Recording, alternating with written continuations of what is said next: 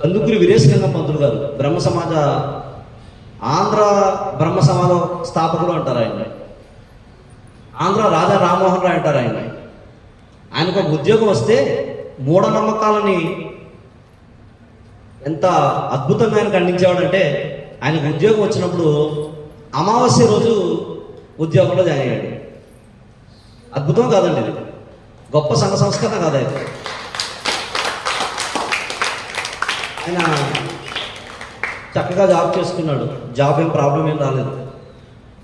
పైగా ప్రతిరోజు ఆయన ఉద్యోగానికి వెళ్ళేటప్పుడు ఒక వితంతు మాతృమూర్తిని, ఒక వితంతు శ్రీమూర్తిని ఎదురు రమ్మని అడిగేవాడు. రోజు ఎదురు వస్తేనే వెళ్ళేవాడు.